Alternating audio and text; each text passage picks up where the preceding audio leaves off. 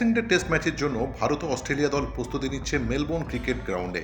তবে ম্যাচের আগে নতুন বিতর্ক দেখা দিয়েছে পিচ নিয়ে। অভিযোগ উঠেছে দুই দলকে আলাদা প্রকৃতির পিচ দেওয়া হয়েছে। ভারতীয় দলকে সপ্তাহান্তে এমসিজিতে ব্যবহৃত পিচে অনুশীলন করতে দেওয়া হয়, অন্যদিকে সোমবার অস্ট্রেলিয়া দল পায় নতুন পিচ। और ये धोनी की हुई जी गजब ग्रिप कैसे SRMB जैसे SRMB TMT बार की विन ग्रिप टेक्नोलॉजी सीमेंट के साथ बनाए मजबूत पकड़। Grip is important. ভারতীয় দল এমসিজির অনুশীলন পিচের মান নিয়ে অসন্তোষ প্রকাশ করেছে।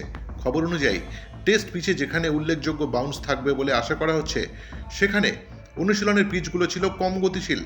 শনিবার ও রবিবার ভারতীয় পেসাররা জসপ্রীত বুমরা, মোহাম্মদ সিরাজ এবং আকাশদীপ ব্যবহৃত পিচে বোলিং করলেও বল ছিল কোমর উচ্চতা পর্যন্ত। রবিবারের সেশনে থ্রোডাউন স্পেশালিস্টের একটি বল অপ্রত্যাশিতভাবে নিচু হয়ে ভারতীয় অধিনায়ক রোহিত শর্মার হাঁটুতে আঘাত করে। তিনি সঙ্গে সঙ্গেই চিকিৎসা নেন এবং প্রায় 30 মিনিট মাঠের বাইরে কাটান।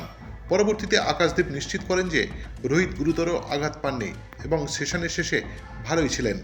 আকাশদীপ বলেন, আমার মনে হয় এই পিচ সাদা বলের জন্য তৈরি, তাই বল মাঝে মাঝে নিচু হচ্ছিল, কিন্তু অনুশীলনে এই ধরনের আঘাত সাধারণ ঘটনা, এতে বড় কোনো সমস্যা নেই।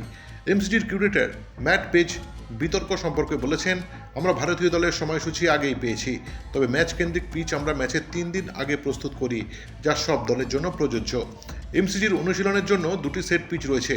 অস্ট্রেলিয়া দল সোমবার অপেক্ষা করছিল নতুন পিচে অনুশীলন করার জন্য, তবে নতুন পিচ আগে থেকে উভয় দলের জন্য থাকলেও পরিস্থিতি ভিন্ন হতে পারত। এর ফলে আয়োজন নিয়ে প্রশ্ন উঠছে। এখন দেখার বিষয় ভারতীয় দল কিভাবে এই পরিস্থিতির সঙ্গে মানিয়ে নেয় এবং জয় ছিনিয়ে আনতে পারে।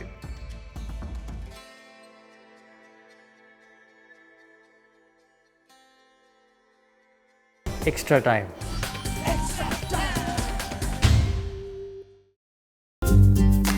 লেটেস্ট নিউজ আর এক্সক্লুসিভ ভিডিওর সঙ্গে আপডেট থাকতে এখনই সাবস্ক্রাইব করুন আমাদের ইউটিউব চ্যানেল। বেল আইকনে ক্লিক করতে ভুলবেন না যেন।